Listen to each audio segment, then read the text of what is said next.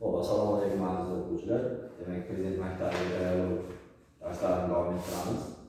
11-noyabr kuni bo'lib o'tgan onlayn testimizda so'ralgan izohlarda so'ralgan savollarni tahlil qilib beraman. Demak, 4-chi, 6-chi, 10, 12, 13, 14, 15, 22 savollarni so'rashgan ekan. Xo'p, demak 4-chi savol haqida gaplashamiz. 4-chi savolda Doniyorda 48 ta konfet bor. U o'zidagi konfetlarni mana shu yerda izoh yaxshilab savol yaxshi o'qish kerak. U o'zidagi konfetlarni do'stlari bilan bo'lishib olmoqchi. Ya'ni do'stlari bor va o'zi ham bor. O'zini ham qo'shib hisoblashimiz kerak. Bu yerda do'stlarning soni qaysi biri bo'lishi mumkin emas degan savol qo'yilgan. To'g'ri javob 4 bo'ladi. 4 ta do'sti bo'ladigan bo'lsa, o'zi bilan 5 kishi bo'ladi. 48 ta konfetni 5 ga bo'lib bo'lmaydi. C javob bo'ladi. O'sha joyga e'tibor berish kerak. Ba'zi bir holatlarda do'stlariga bo'lib berdi degan savol bo'ladi. Do'stlari bilan bo'lishib oldi degan savol bo'ladi. O'sha yerda so'z o'yinlariga e'tibor berish kerak bo'ladi. 6-chi savolga qaraymiz. 6-chi savol 2 5 2 5 1. Ya'ni 25251. Shu raqamlardan foydalangan holda nechta 5 xonali son tuzish mumkin? Buni formulasi bor. Formulasi quyidagicha. Yaxshilab qarasangiz, o'rganib olsangiz, keyingi safarlarda qiynalmaysiz. 1 2 3 4 5. Jami 5 ta raqam, demak 5 faktorial bo'ladi. 2 raqam 2 marta takrorlangan uchun 2 faktorial, 5 raqam ham 2 marta takrorlangan uchun yana 2 faktorialga bo'lib yuboramiz. 5 faktorial degani 1 dan 5gacha bo'lgan sonlarni ko'paytmasi. 2 faktorial 1 2, yangi 2 faktorial 1 2 ko'paytma bo'ladi. Buni hisoblasak 4 bilan qisqartirib yuboramiz. Qolganini hisoblasak 30 degan javob chiqadi. B javob. Xo'p, 10-chi savolga qaraymiz.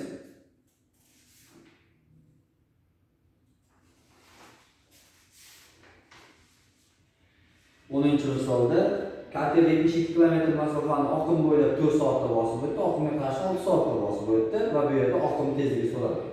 Xo'p, 4 soatda bosib o'tgan bo'lsa, demak oqim bo'ylab 18 tezlik bilan harakatlangan, oqimga qarshi esa 12 tezlik bilan harakatlangan. Oqim bo'ylab harakatda qayiqning tezligiga oqim yordam berayotgan bo'ladi. Oqimga qarshi harakatda esa qayiqning tezligiga oqim qarshilik qilayotgan bo'ladi. Xo'p, endi bu yerda oqim tezligini topish formulasi quyidagicha. Oqim bo'ylab tezlik bilan oqimga qarshi tezliklarni ayirib 2 ga bo'lib yuborasiz, javob chiqadi. Ayirib 2 ga bo'lib, 18 12 ni ayirib 6, 2 ga bo'lib olsak 3. Bu oqimning tezligi 3 ekan demak. Qayiqning tezligi mabodo so'ralgan bo'lsa, 18 dan 3 ta ayirasiz 15 yoki 12 ga 3 ni qo'shasiz, 15 chiqib keladi. Xo'p, 12-chi savol bor. 12-chi savol, demak 10 javob A javob. 12-chi savolda noma'lum sonning 14%, qandaydir sonning 14%, qandaydir sonning 14%, nima bo'lyapti? 80 sonining 35% ga teng. Birinchi 80 ning 35% ni topib olamiz. Shu ishdan boshlaymiz, masalani yechishda. 80 100% deb oladigan bo'lsak, ikkisi 35%.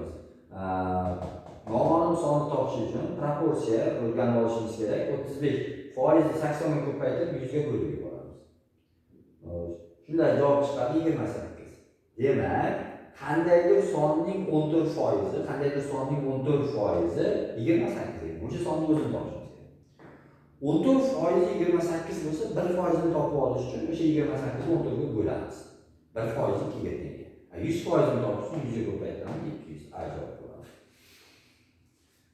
Xo'p, 13-chi savol. 11 ta o'yinchining o'rtacha yoshi 21 yoshda. Demak, 21 dan 11 ga ko'paytirsak 231, bu 11 ta bolaning yoshlari yig'indisi chiqadi. Bitta o'yinchi chiqib ketdi, 10 kishi qoldi. O'sha 10 kishining o'rtacha yoshi 20.8. 20.8 ga 10 ga ko'paytirsak 208 bo'ladi. Bu 10 ta bolaning yoshlari yig'indisini berayotgan bo'ladi. 231 dan 208 ni ayirsak, chiqib ketgan, boyagi o'yindan chiqib ketgan bitta bolaning yoshi ko'p chiqadi, 23. B javob bo'ladi. 14-chi savol. Do'konda turli xil 5 ta piyola, 3 xil likopcha, 4 xil qoshiq bor. Va savollar bu yerda kombinatorikani savollari kelgan. Piyola va likopchani necha xil usulda sotib olish mumkin? Piyola, likopcha, qoshiqdan har biridan bittadan qilib necha xil usulda sotib olish mumkin? Ya'ni 2 xil buyum, piyola, likopcha, piyola, qoshiq, likopcha, qoshiq qilgan holda nechta sotib olish mumkin? Endi bu yerda 3 xil savol bo'lgan holatlarda odatda o'quvchilar quyidagi narsalarga e'tibor bersa bo'ladi. Bitta misolda bo'lsa ham ishlasa, bitta misolda bo'lsa ham ishlasa, hech bo'lmasa piyola likopchani necha xil usulda olib chiqishdi yozib chiqqan taqdirda ham agar formulani bilmasa, shunga qarab qolgan javoblarni topib olish mumkin bo'ladi.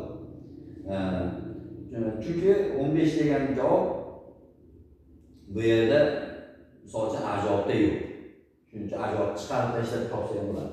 Xo'p, ishlanish usulini ko'rsataman. Endi piyola likopcha bo'lsa, hodisalar ko'paytmas bo'ladi. 5 ta piyolani 3 ta likopchaga ko'paytirsak, 15 xil holatda qilib olishingiz mumkin bo'ladi.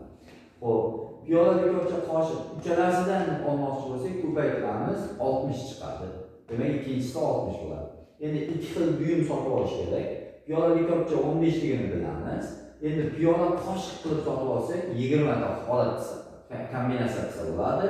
Likopcha qoshiq qilsa 12 ta kombinatsiya qilsa bo'ladi. Jami 47 ta kombinatsiya bo'ladi. Umumiy hisobda javob 15, 60, 47 C javob bo'ladi. Xo'p, 15-savol. Sayyoh 65 tezlik bilan 2 soat yurdi, demak 130 km yuradi. 40 tezlik bilan 3 soat yurdi, 120 km yuradi. Endi o'rtacha tezlikni qanday topadi? O'rtacha tezlik S umumiyni T umumiyga bo'ladi. Ya'ni ikkita son bo'lsa, qo'shib 2 ga bo'lsak, o'rta arifmetik kelib chiqadi. O'rtacha tezlikni topish uchun S umumiyni T umumiyga. Bu formula, buni eslab qolish kerak, yodlab olish kerak.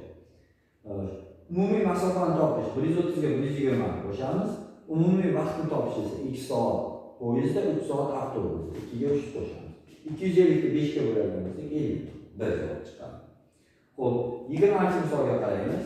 20-misol so'ralgan ekan. 20-misol ham 20-misol bir-birini topib olaylik.